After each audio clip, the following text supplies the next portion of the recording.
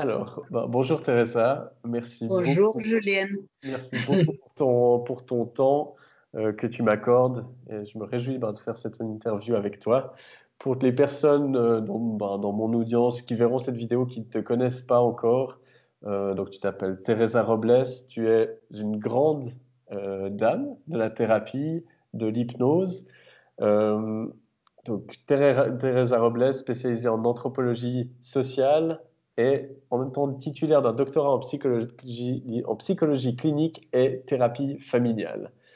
Tu as reçu différents prix au cours de ta carrière, dont un qui est important, c'est le Lifetime Achievement Award de la Fondation Milton Erickson, qui, à nouveau pour les personnes qui s'intéressent à la thérapie, a été décerné à des personnes comme Ernest Rossi, Paul Václavic, ou encore des gens comme Stephen Gilligan, Michael Yapko. Donc voilà, et ça ne va pas à n'importe qui. Et il y a peu de femmes dans cette liste. Ça m'intéressait aussi de t'interroger pour ça, donner un peu la parole. Tu as reçu ce prix en 2011, c'est juste? 2011, oui. Magnifique. Alors, cet entretien, c'était pour un peu connaître ta façon de faire la thérapie. Tu maries beaucoup aussi les aspects interculturels parce que tu es au Mexique. Et donc, tu as vraiment ce double regard par rapport à la thérapie que je trouve particulièrement intéressant. La première question que j'aimerais te poser, c'est dans mes consultations, on me demande souvent, voilà, comment est-ce que je peux trouver ma voie, surtout au niveau professionnel. J'ai beaucoup de gens qui viennent, qui ont la trentaine, et qui se posent ce genre de questions. Moi, je voulais savoir, comment est-ce que toi, tu as su que tu souhaitais devenir thérapeute et te lancer dans cette voie? Bon, je vais te répondre avec les mots de Don Juan, un chaman yaqui, qui a dit à Castaneda, à Carlos Castaneda, qui était un anthropologue, qui le faisait un entretien. Il lui a dit, tous les chemins sont les mêmes. Il conduit à nulle part. Ils traversent tous les buissons. Mais il y a des chemins qui à chaque pas te feront maudire ta vie. Et il y a des chemins qui te feront en jouir ou prendre plaisir de la vie dans chaque pas. Ce sont des chemins qui ont de cœur. Il faut toujours essayer chacun des chemins et personne ne pourra te contredire si tu abandonnes un chemin qui te fait maudire la vie. Et essaye chacun de tes chemins avec intention et questionne toi-même, fais-toi toi-même cette question. Est-ce que ce chemin a du cœur pour moi? S'il a du cœur, c'est bon pour toi. Les chemins qui ont du cœur pour moi sont les chemins, pour moi, Teresa Robles, sont les chemins qui me permettent d'interagir avec les personnes et qui me permettent de rendre un service. Et c'est ça qui m'intéressait de l'anthropologie sociale d'abord. Bon, en plus, l'anthropologie me faisait voyager partout le Mexique et je voyageais à des régions indiennes dans l'Amérique latine, dans des autres pays aussi. Mais j'aime beaucoup voyager, j'aime beaucoup connaître des autres cultures et j'aime beaucoup interagir avec les personnes et j'aime beaucoup rendre service et aider les gens. Et j'étais dans l'année 1967. Cette année, je vais avoir 76 ans. Ça veut dire je suis une vieille dame. Une grande dame dans tous les sens. Exactement. Je vais avoir 76. Et dans l'année 67, on était en train de travailler avec un groupe des étudiants de différentes disciplines dans l'université qui s'appelle Iberoamericana au Mexique. C'est une grande université. Et là-bas, on était en train de travailler dans des communautés indiennes pour faire tout un travail de développement communautaire. Et moi, j'étais à la région de Tarahumara, qui est au nord du Mexique, avec les Indiens Tarahumaras. Et on avait fait une recherche et à partir de cette recherche, un projet de développement qui a été approuvé par les banques interaméricaines de développement, par le gouvernement mexicain, par le gouvernement de la région et par les groupes des entreprises privées qui travaillaient dans la région. Et alors, c'était un projet pour commencer à travailler 2 ans après. Et tous nous sommes partis à des différents pays pour faire des spécialités. Je suis allée en France avec ceux qui allaient être les pères de mes enfants, qui étaient en français mexicain. D'accord. Il est allé étudier planation du développement régional et moi, planation du développement communautaire et des ressources humaines. Mais les mouvements de 68 nous attrapaient à Paris, mai 68. Mes enfants âgés, qui sont des jumeaux, sont nés à Paris en mai 68. Ah oui, ok. Et à la fin de l'année, on est rentré au Mexique pour rentrer travailler dans ces projets. Mais ce qu'on ne savait pas et personne ne nous a dit, c'est que tous les projets qui étaient liés aux étudiantes étaient arrêtés complètement par le gouvernement mexicain. Okay. Alors, on est arrivé à la ville de Mexico pour partir à Tarahumara et on a su que les projets n'existaient plus. Alors, il a fallu chercher du travail.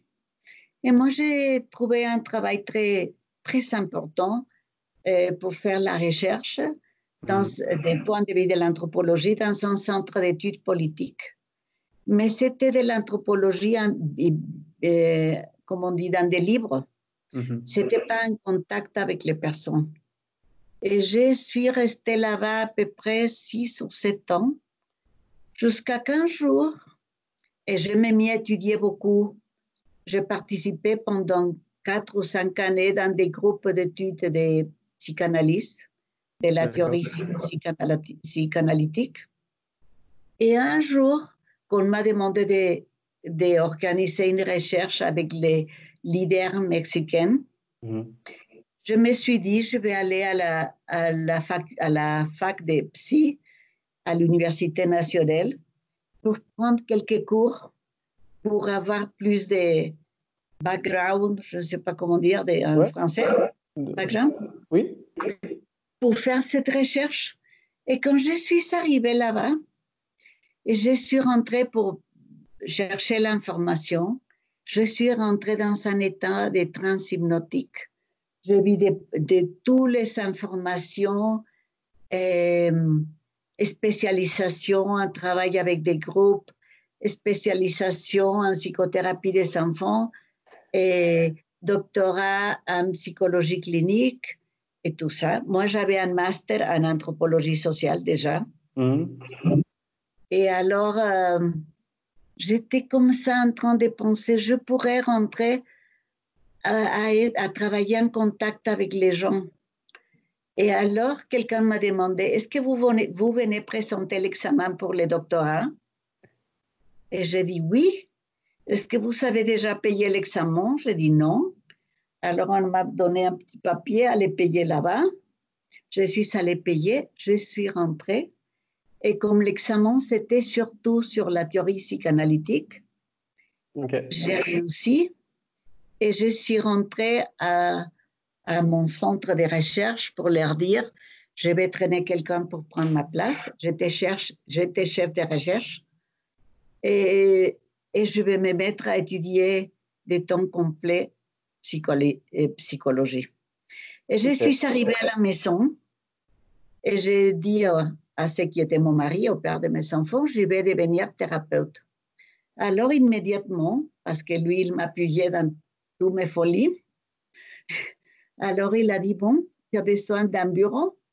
Ici, on a assez de place parce qu'on avait un grand jardin à l'entrée de la maison. On peut construire ici ton bureau. Et c'est comme ça qu'a commencé mon chemin vers la psychologie. Donc, tu as fait pousser littéralement ton cabinet dans ton jardin. Bien sûr. Magnifique. Et il y a des choses qui sont presque miraculeuses qui se sont passées.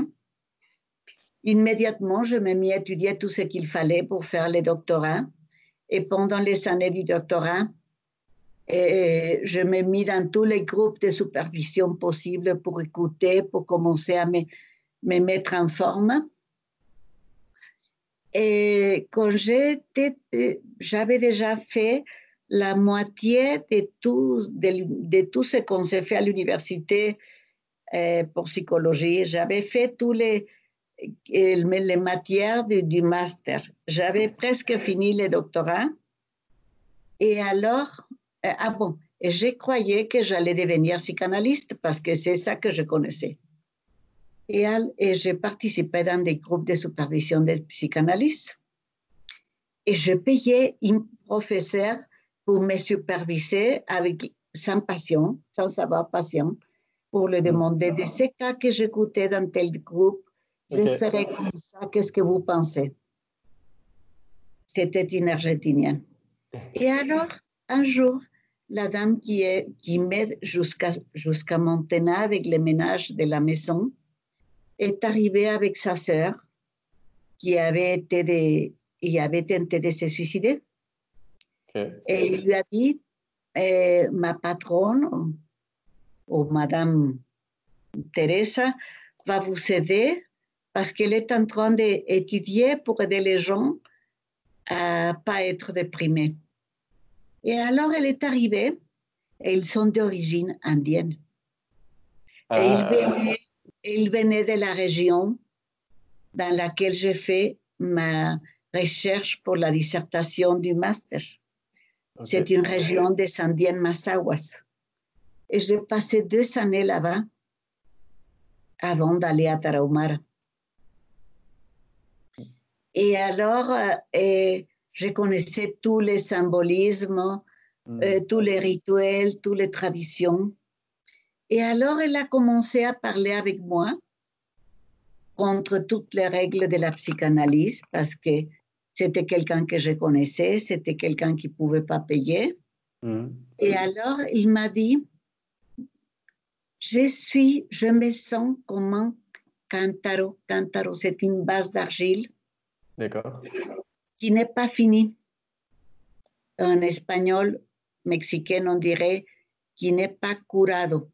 Curado veut dire qu'on lui a donné la couche finale et que alors tout l'eau que tu mets là-bas traspasse, sort. N'importe quoi qui rentre dans moi part et je me sens tout. Bon, l'idée, c'était je me sens toujours vide. Et alors, on s'est mis à parler de comment on pourrait prendre des avantages d'un cántaro qui n'était pas curado, parce que comme ça, elle pourrait toujours en train de se remplir de nouvelles choses. Et après, je ne savais pas que j'étais en train de faire un travail ericksonien. C'est ça, tu avais anticipé. Mais quand je suis allée à présenter ces cas dans un groupe, tous mes collègues psychanalystes ont été contre moi et ont dit non, tu devrais avoir interprété que c'était le ventre maternel, qui je ne sais pas trop quoi. Mais la superviseure, qui était une Autrichienne, Marie Langer, qui avait habité en Argentine et qui j'admire beaucoup, elle est déjà morte, et qui est une de mes modèles de femmes. Alors, il a dit non, on va attendre jusqu'à la prochaine semaine pour voir qu'est-ce qui s'est passé. Et il n'y avait pas une prochaine semaine parce qu'elle arrivait quand elle voulait. Elle se mettait à faire le ménage avec sa sœur à ma maison. Et je lui donnais la consultation, la séance quand j'avais le temps de le faire. Donc, toutes les irrégularités possibles. Bon, tous les commentaires de mes collègues, mais Marie Langer et Bertha Blum, qui était la superviseure que j'ai payée, m'ont dit, allez-y, elle est chaque fois mieux. Un jour, je vais écrire sur ces cas parce que j'ai tous les notes. Mais ce que j'ai appris à ce moment, j'ai eu des gros problèmes parce que j'étais en psychanalyse individuelle pendant 7 ans, en psychanalyse en groupe pendant 5 ans, et tout a éclaté dans les groupes. Et j'ai laissé ma psychanalyste, des groupes individuels et les groupes de supervision. Et je me mis à chercher ailleurs. Et j'ai trouvé la thérapie familiale systémique. Oui. Avec, je fais partie du premier groupe d'un institut qui s'appelle Institut latino-américain des études en thérapie familiale. D'accord. Ou des études de la famille, ILEF. Et alors, je trouvais que la thérapie familiale systémique allait mieux avec moi parce qu'au moins permettait de voir tous les systèmes. Et tout ce que je disais n'était pas tout le temps qualifié de négation. On ne me disait pas toujours que c'était parce que c'était refoulé dedans moi. Et alors, je me sentais beaucoup plus confortable. Mais ce n'était pas complètement bien. J'ai trouvé certaines interventions un peu irrespectueuses ou trop directes. C'était ma partie anthropologie qui me mettait toujours m'immersait dans la culture des gens qui venaient en thérapie. Et alors, quand on a fini avec 3 collègues amis de là-bas, on s'est mis à faire la recherche et à essayer à construire des techniques nouvelles. Et on voyageait pour apprendre qu'est-ce qu'on était en train de se faire ailleurs. Et une d'elles, qui s'appelle Rosemary Eustace, a voyagé aux États-Unis et a participé dans un cours de programmation neurolinguistique et a porté des livres. Et je n'ai pas aimé les livres parce que c'était mal édité, c'était des transcriptions de séminaires, mais ça m'intriguait d'où sortait ça. Et même avec ces livres, on a commencé à essayer entre nous à appliquer des techniques et ce qu'on était en train d'apprendre. Et quand je me suis rendu compte que ça venait de Virginia Satir et de Milton Erickson, j'ai cherché et j'ai trouvé qu'il y aurait un prochain congrès de la Fondation. Et je me suis inscrite et je suis partie. Et ce congrès de la Fondation, je crois que c'était à 88, je crois. Et ce congrès de la Fondation était organisé à partir des ateliers, des workshops, de 3-4 heures. Maintenant, sont beaucoup plus courts, mais avant, c'était plus long. Et très peu de conférences. Et alors, j'ai appris beaucoup de choses. Et je suis rentrée pour pratiquer. Non. C'était pas 88, c'était... Laisse-moi voir. C'était 84, je crois. 4 ans après la mort d'Erickson. C'était le deuxième congrès. En 85, quelque chose comme ça. Parce que... Et j'ai commencé à les appliquer. Je ne sais pas si tu veux que je continue à parler toute seule, mais je crois que je suis en train de parler un petit peu en train de mêler les questions que tu m'as fait. Oui, j'ai eu la chance de travailler dans un hôpital pédiatrique. Oui. Le plus important peut-être du Mexique. Un hôpital pédiatrique de très haut niveau. Au Mexique, il y a 3 systèmes de santé. L'Institut de la sécurité sociale, qui est pour les travailleurs qui travaillent dans des entreprises. L'Institut de sécurité sociale pour les travailleurs qui travaillent avec les gouvernements. Et le 3e, c'est l'Institut de santé pour ceux qui n'ont pas accès aux autres deux. D'accord. Ça veut dire que ce troisième, c'est pour les plus pauvres, qui n'ont pas un travail fixe. Au Mexique, il y a beaucoup de gens qui, les paysans, les Indiens, qui n'ont pas un patron, qui ne travaillent pas dans une entreprise, qui n'ont pas un travail. Et ça, c'est l'hôpital de plus haut niveau pour ce troisième système. Alors là-bas arrivent pour toutes les spécialisations des gens qui sont, comment on dit, qui sont envoyés par les cliniques ou les hôpitaux de différentes régions qui ont des choses très graves. Et là-bas, j'ai travaillé dans les... comment appelez-vous? Où on travaillait avec les enfants qui avaient des problèmes des reins, néphrologie, mais les services, vous dites services, dans les services de néphrologie. Oui. Dans les services de néphrologie avec des gens qui étaient, des enfants qui étaient déjà très, très graves, qui avaient besoin d'avoir un transplant rénal ou qui avaient des choses très, très graves. Et c'était des enfants d'origine indienne. Et alors, je commençais à écrire des articles pour le journal, qui était un journal de très haut niveau de l'hôpital.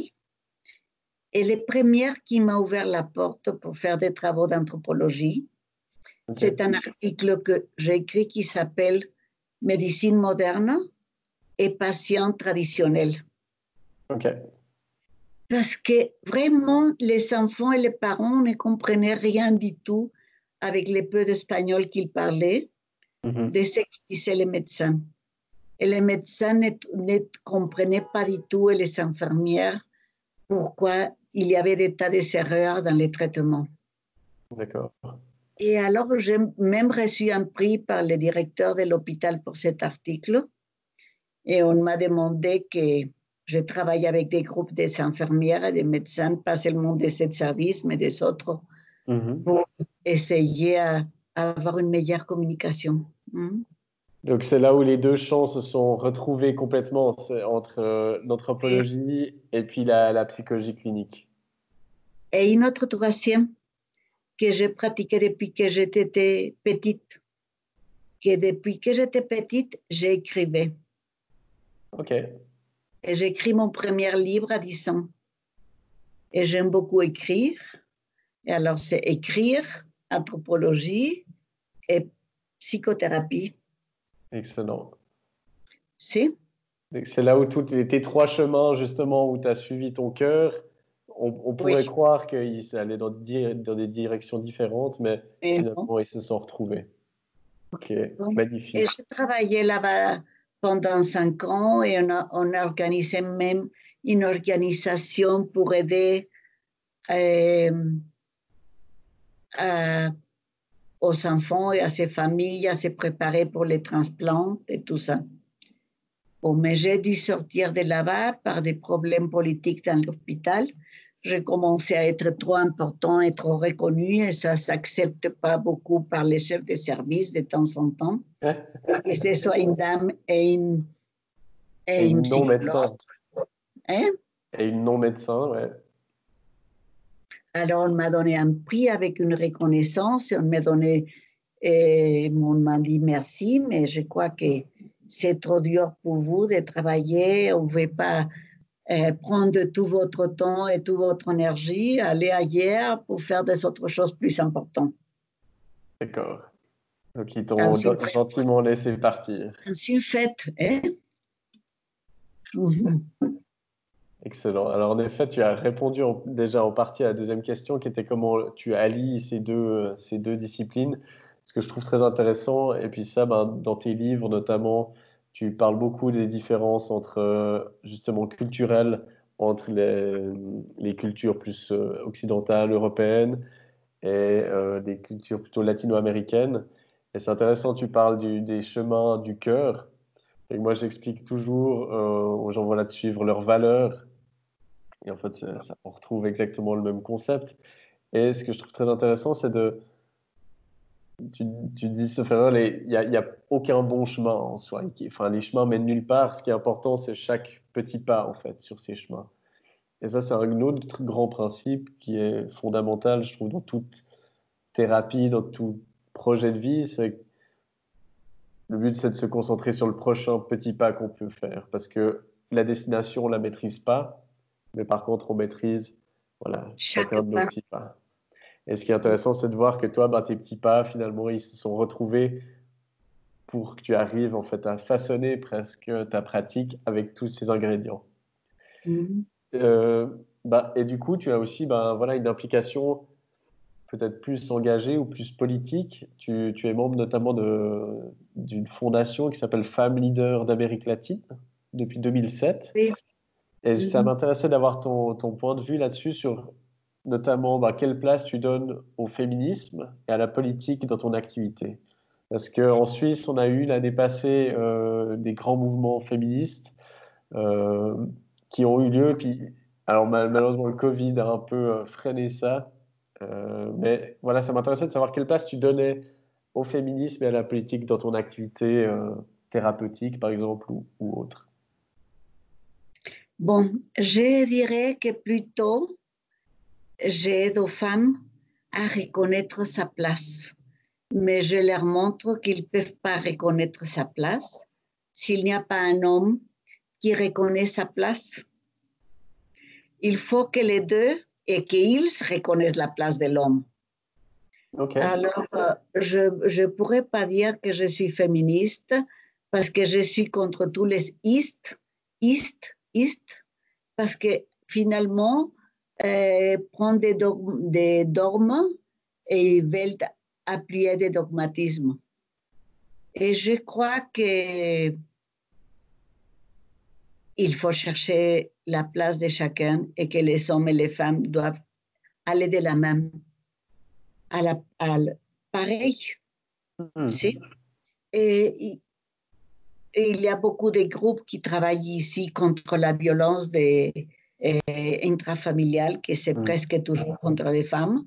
Et je leur dis toujours qu'on ne peut pas sauver les femmes si on ne reconnaît pas que les hommes qui provoquent la violence, ils sont aussi des personnes qui doivent être reconnues, qui souffrent aussi, qu'ils ont été presque toujours aussi victimes de violences et qu'on arrive à nulle part si on ne travaille pas avec les deux.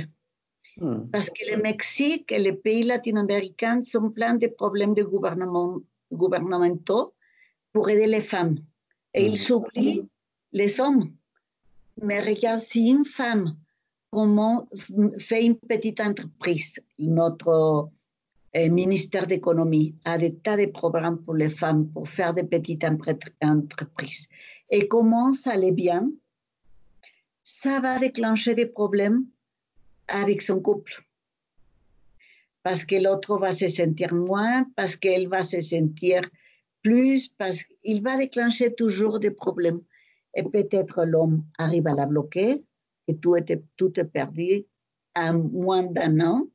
Il y a des statistiques comme ça. Ok. Ou peut-être ça finit en train de casser avec un couple qui se casse. C'est très différent si on travaille avec les deux Mhm. et les deux ont des problèmes à résoudre. Et pour résoudre les problèmes des hommes qui sont victimaires, les techniques ericksoniennes sont magnifiques parce qu'elles sont en direct.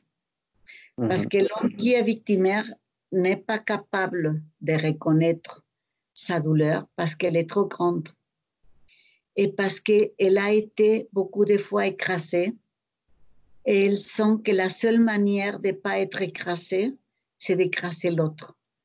Parce que, et ça je l'écris dans un de mes livres, le manuel pour continuer à se développer, je ne sais pas comment on traduit en français, mais c'est le premier des manuels de travail en groupe chez Satas, je me rappelle le nom, pas le nom en français, pour continuer le développement personnel ou quelque chose comme ça. Oui. Et il a appris qu'il n'existe qu'un premier place et que le seul qui a la première place, c'est le seul qui ne va pas être écrasé et c'est le seul qui peut être bien. Mhm. Alors, il faut écraser à tout le monde autour. Et alors, les techniques ericksoniennes sont magnifiques pour travailler avec cet homme de manière indirecte. Mhm. Leur donner une place à côté de la petite entreprise que le gouvernement est en train d'essayer à créer à travers les femmes, mais rien que les femmes. Mhm. Et je suis toujours en train de critiquer ces programmes des fois avec un petit peu de succès, mais beaucoup de fois sans succès. Ok, donc c'est une vision plus systémique. Plus systémique, exactement. Je crois que l'intelligence systémique, c'est une intelligence qui devrait avoir tous les thérapeutes, Mhm. qui inclut la culture, qui Absolument. devrait avoir tous les entrepreneurs, qui devrait avoir les politiciens. Absolument. C'est vrai on peut pas isoler une variable comme ça. Tu disais que tu es contre tous les istes, Isme. tous les Is- ismes, sauf l'humanisme en fait, du coup. on pourrait l'appeler d'une autre manière. Ok. Tu parles beaucoup. Enfin, c'est intéressant parce que ce que tu expliques là, moi, ça me fait écho beaucoup à tout ce qui touche à l'affirmation de soi, au respect, et très souvent dans les problèmes de couple, ou ça peut être au travail, en famille, enfin, tous les problèmes relationnels, il y a un problème par rapport au respect des besoins. Soit qu'on n'arrive pas à faire respecter ses propres besoins, soit qu'on respecte pas ceux des autres, parce que justement on les écrase. Et en fait, d'arriver à ce niveau Parce que c'est d'égalité ça dans le qui a respect des pris. besoins. Hmm. C'est ça qui a pris. Quelque chose du travail d'Erickson qui m'éclairait beaucoup, c'est l'idée que nous apprenons à fonctionner comme ça. Et Hmm. ça, comme anthropologue, résonne ici et ici. Hmm. Nous apprenons, nous avons appris comme ça. Et maintenant qu'on connaît les neurones miroirs, on sait qu'en plus du modélage de nos parents, ce modélage a été absorbé même neurologiquement. Hmm. Ok, Et excellent. on peut les changer, on peut l'effacer, les changer, les déléter à travers l'imagination. Parce que l'imagination est, est,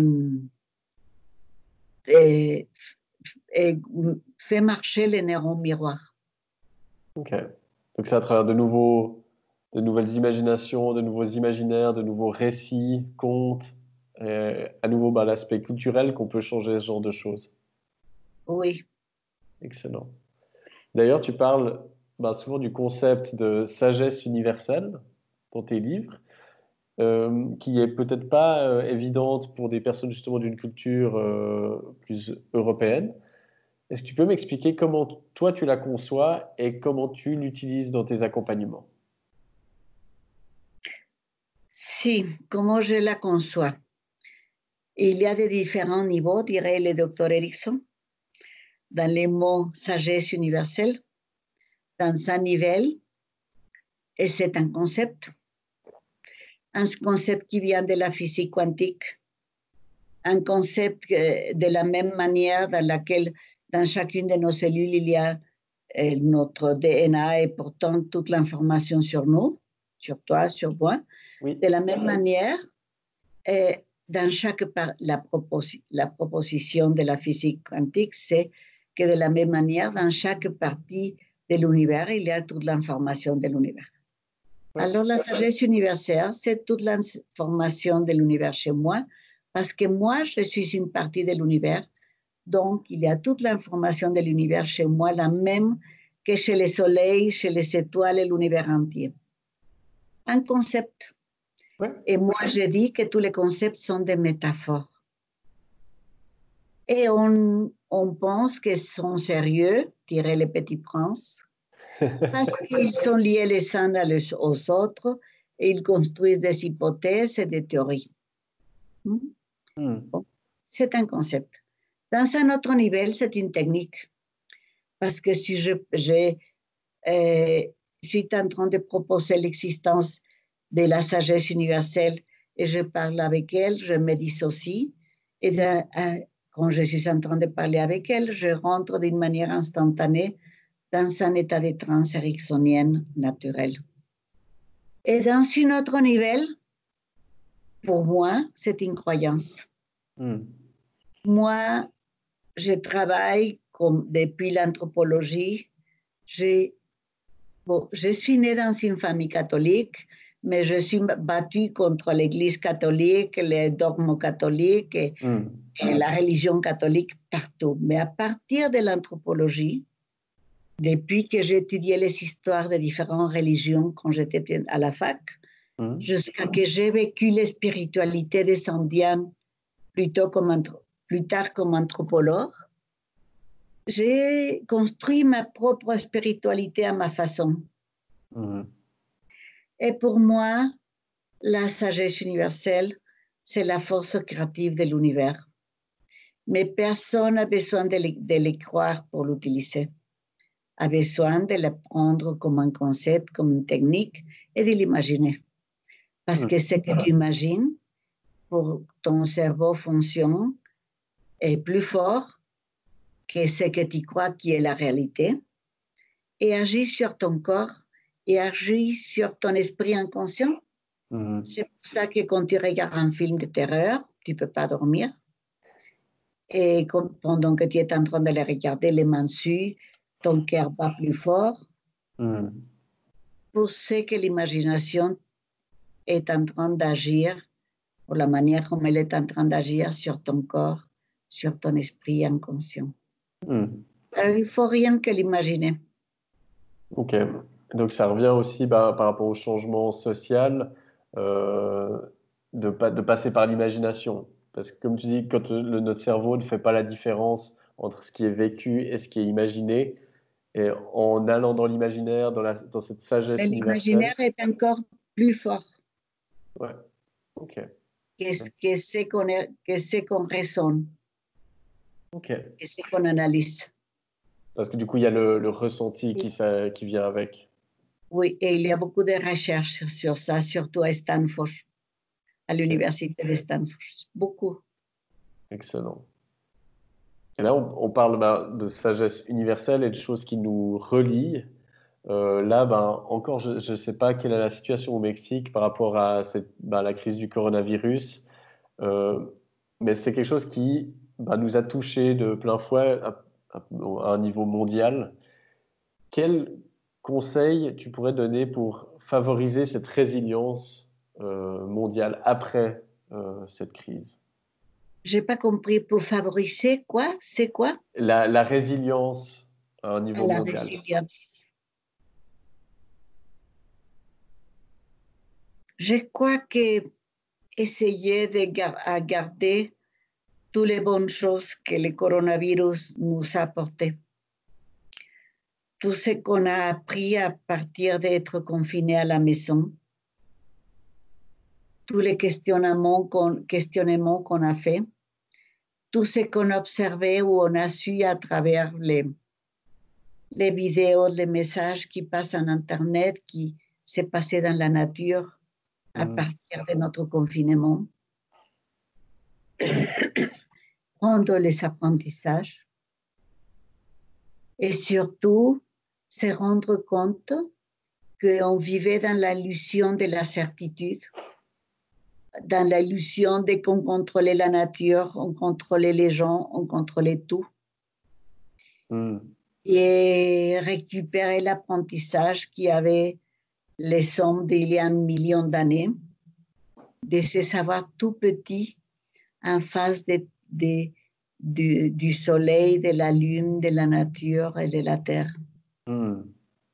Et récupérer notre place avec humilité. Absolument. C'est vrai que ça a été un très bon rappel à l'ordre comme tu dis, d'enlever cette illusion de contrôle et de grande souveraineté par rapport au climat, par rapport à la nature. Et Dans la Bible, et dans la religion judéo-christianique, on nous a dit que l'homme était le centre de l'univers. Et on a cru qu'on pouvait tout détruire et tout contrôler, on l'a cru, mais ce n'est pas vrai. Pour dire que les astres ne bougeaient pas autour de la Terre, l'Inquisition a torturé plusieurs et a tué quelques autres. Ça doit être intéressant pour toi qui est en contact avec justement des personnes de tradition amérindienne, autochtone du Mexique, de voir quelle a été leur interprétation de ça et le sens qu'ils y donnaient. Parce que ça, c'est des choses qui, dans ces cultures, n'ont jamais quitté. Ils ont toujours gardé ça dans leur culture, alors que les cultures dites plus développées ont complètement perdu ce sens-là. Et tu sais, c'était quelque chose qui choquait beaucoup les personnels de santé dans l'hôpital, que les parents des enfants indiens, quand un enfant allait mourir, acceptaient tranquillement la mort. Et l'acceptaient parce que pour eux, ça fait partie d'un cycle. Ouais. On est et on meurt. Fait partie d'un cycle. Il disait, est-ce qu'il n'aimait pas l'enfant? Oui, il aimait, il était triste, mais il acceptait en silence l'annoncement de la mort. L'acceptait en silence. Et c'est vraiment fort de voir ça. Hein? Est-ce que les deuils se faisaient beaucoup plus facilement dans ces cultures? Est-ce que tu as observé ça ou est-ce qu'au final Je crois que oui, je crois que oui. Ouais. Excellent. Ça n'enlève pas la tristesse, Absolument. ça n'enlève pas l'idée qu'il voudrait avoir gardé son enfant avec eux. Donc, mais c'est différent. C'est avec sa acceptation. Et d'après Elisabeth Kubler-Ross, pour nous occidentaux, l'acceptation, c'est le 4e étage du deuil. Ouais. Mais pour eux, c'était au début. Ils Ok. partaient de ça. Et bien sûr, ils vivaient la tristesse, et la manque de l'enfant et tout ce qu'il fallait vivre. Ce qui, à nouveau, dans nos sociétés plutôt occidentales, on parle beaucoup de gérer nos émotions, qui est un terme complètement faux, parce que les émotions ne doivent pas se gérer, elles ne doivent pas être contenues, elles Il doivent être faut simplement les accepter et les vivre et les laisser passer. Exactement. Ok, super intéressant. Toi, en thérapie, il y a toujours des grands principes qui traversent les cultures, les âges. J'ai l'impression, en tout cas, de plus en plus, je lis des choses de philosophie plus anciennes ou de religion. Je suis pas du tout religieux, mais de comprendre la philosophie qui se cache derrière la religion, on voit qu'il y a des grands principes, des lignes directrices. Toi, sur quels grands principes tu t'appuies pour accompagner tes clients ou tes patients? Je ne sais pas comment tu les appelles. Bon, le respect. C'est pour ça que dans ma façon de travailler, j'ai développé une manière de travailler, surtout avec l'hypnose, avec la thérapie d'abord, mais surtout avec l'hypnose, que j'essaie que ce soit le plus respectueuse possible. Ça veut dire jamais dire quoi faire, sauf en cas où il y a un risque la vie de la personne et où ils sont en train de commettre un délit ou la vie ou le bien-être de la personne, mais pas dire, utiliser seulement ces mots, pas mettre mes idées, accepter n'importe quoi qui soit sa solution si ça fait pas mal à une autre ou à eux-mêmes. Et se mettre au service. Je suis ici pour servir l'autre. Et essayer à me contacter dedans de moi, au-delà de mes mots, au-dedans de l'autre. Et ça, je l'ai vécu beaucoup chez les Indiens quand je ne connaissais pas la langue. C'est plus facile de me contacter. C'est facile pour moi de me contacter du dedans au dedans de l'autre. On n'a pas besoin vraiment de mots. Alors, les explications de ce qui se passe sont inutiles des fois. On a besoin de très peu de mots pour commencer à travailler avec une personne après avoir passé les premières 2 ou 3 minutes d'être en contact. Et c'est ça aussi qui me permet aussi de travailler à distance. Et quand les gens me disent par Skype pour vous voir, je dis non, c'est plus facile pour moi par téléphone sans image parce que sans image, je ne tombe pas dans la tentation de regarder les signes visuels. Je peux me contacter plus facilement du dedans de moi ou dedans de l'autre personne. Ok. Et comment tu travailles avec des personnes dont tu ne connais pas la langue? J'ai travaillé, même en thérapie. Je te rappelle qu'un jour, bon, j'étais professeur de la fac de psych à l'Université nationale et on a mené des groupes de psychologues et de psychothérapeutes pour faire des pratiques à des régions indiennes. Moi, je voulais toujours rentrer aux régions indiennes. Et alors, on est allé à une région nahuatl. Je connais très peu de mots en nahuatl parce qu'il y a beaucoup de mots en mexicain qui viennent du nahuatl, mais très peu. Et alors, j'étais en train de parler à la clinique avec la sœur qui s'occupait de la clinique, des conditions dans lesquelles je pourrais amener des psychologues pour faire des pratiques. Quand il arrive une fille nahuatl d'à peu près 7 ans d'âge, qui était tombée d'un arbre et qui était tombée sur comme on dit quand on fait un mur comme ça, des petites rames d'arbres. Des fers à béton? Oui. Elle est tombée, une branche d'arbre traversait sa jambe. Ok. Et il fallait l'enlever. La sœur, c'était la docteure. Il y avait une infirmière. Et alors, elle était en train de crier, bien sûr. Et quand ils m'ont dit, j'ai pris quelques mots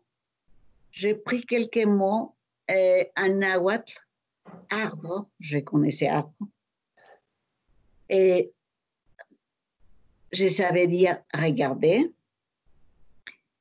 Et alors, je demandais le nom de la fille, je lui répétais son nom, je lui répétais les mots qu'elle disait avec plus d'émotion. Et je me mis à parler avec elle, à parler entre guillemets, à répéter des phrases qu'il disait et à les caresser la tête. Et je leur dis, allez-y. Et ils sont enlevés la branche, ils ont tout nettoyé, et ils sont suturés. Sans anesthésie. Donc, je parlais, je ne sais pas, je t'assure que je ne sais pas qu'est-ce que je parlais, mais j'ai répété les mots.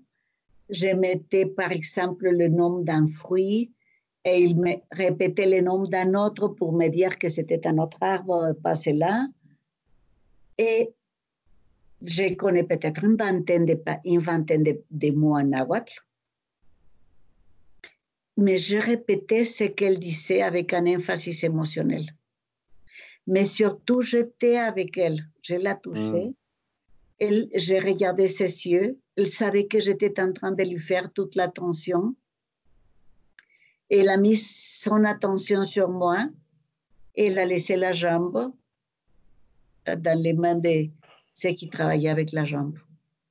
Excellent. Et ça, c'est quelque chose qu'on a tendance à oublier en tant que thérapeute, c'est qu'on se focalise beaucoup sur la technique, sur les techniques qu'on va appliquer, alors que selon les méta-analyses d'efficacité de thérapie, une des choses qui a le plus d'importance dans un accompagnement, c'est l'alliance thérapeutique. C'est le rapport qu'on a à l'autre. Et c'est intéressant de voir que là, même sans savoir Vraiment, on la était langue, connectés par les yeux, par la touche, que je crois que c'est très important aussi. excellent. Mm-hmm. Ok, donc tu as pu tester de façon polyglotte la thérapie. Excellent. Écoute, Teresa, on arrive gentiment vers la fin. Il me reste une question sur laquelle j'aimerais terminer. C'est que j'explique souvent, et tu me diras peut-être que tu n'es pas d'accord avec moi, mais j'explique souvent à mes clients que la santé mentale, euh, elle est comme notre Ah, je santé suis physique. d'accord. Elle s'entraîne, pour moi, elle s'entraîne au quotidien. Alors que souvent, les personnes ont l'impression que il faut qu'ils comprennent quelque chose et puis que tac, ça va faire un déclic. Et moi, je leur répète qu'il faut s'entraîner et puis s'entraîner mentalement pour avoir une bonne santé mentale. Toi, est-ce que tu as une pratique quotidienne Oui, pour entretenir ta santé mentale? oui. Mais pas mentale, sinon ma santé complète, Ok. parce que je suis une personne complète. Si. Et alors, je propose qu'on ait été traîné à vivre dans une culture de la souffrance. Et Ok. ce qui est naturel, c'est à jouir la vie et prendre plaisir de la vie. Et alors, je m'assure de faire des choses que j'aime tous les jours. Ok. Des choses que j'aime tous les jours. Et de prendre plaisir des petites choses que je fais. Ce tableau, je l'aime beaucoup parce que je suis allée l'acheter avec mon père quand j'étais petite. Et on se promenait dans des endroits, dans des parcs au Mexique, on met des tableaux, on se promenait et on passait des jours et des fins de semaine, dimanche, à se promener par là-bas jusqu'à qu'on a choisi entre les deux et après, je l'ai à la maison. Alors, ça me fait beaucoup de plaisir de l'avoir ici. Mais j'ai des plantes ici à ma maison et je prends plaisir de regarder mes plantes et de les arroser. J'aime cuisiner parce que j'aime bien manger. Alors, j'aime pas cuisiner vite en courant tous les jours. Mais les soirs, quand je suis tranquille, là-bas, oui, je me préparer avec tout calme, me demander qu'est-ce que je vais manger. Et Uh-huh. là-bas, oui, j'ai vraiment prendre plaisir de me préparer un plat. Et j'aime beaucoup, pour moi, ma famille est importante.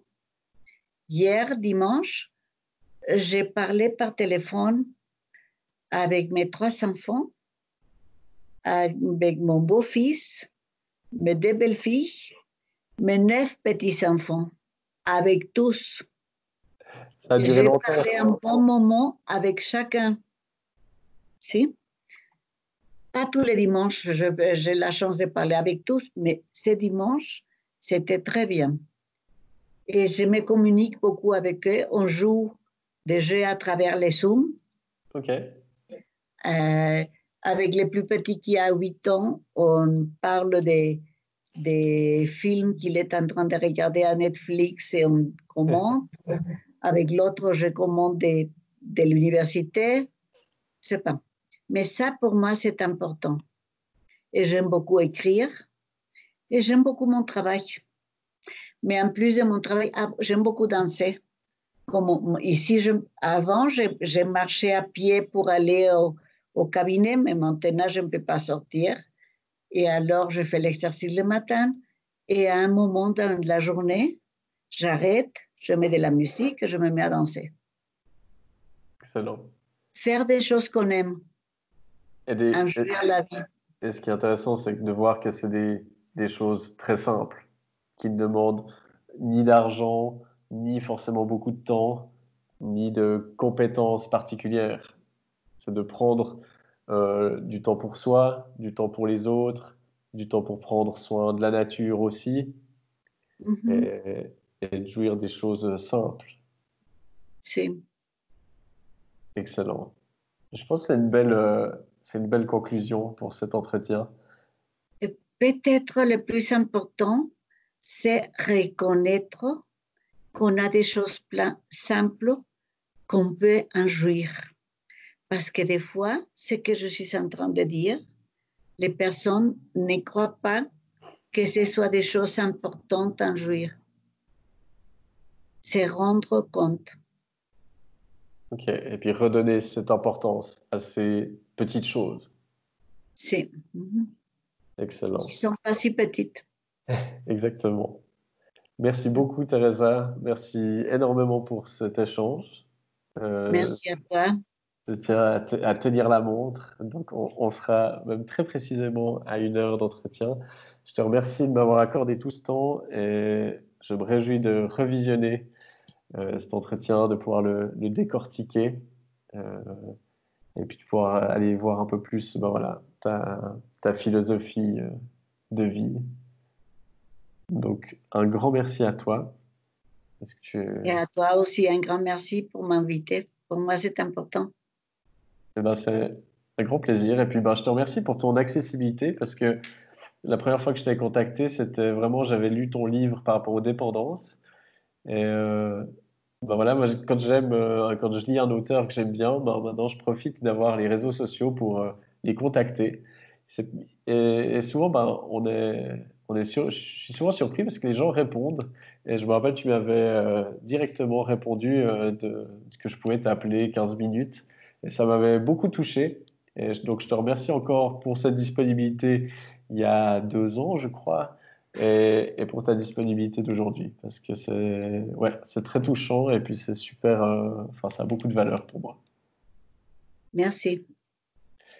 Et puis, je vais te laisser du coup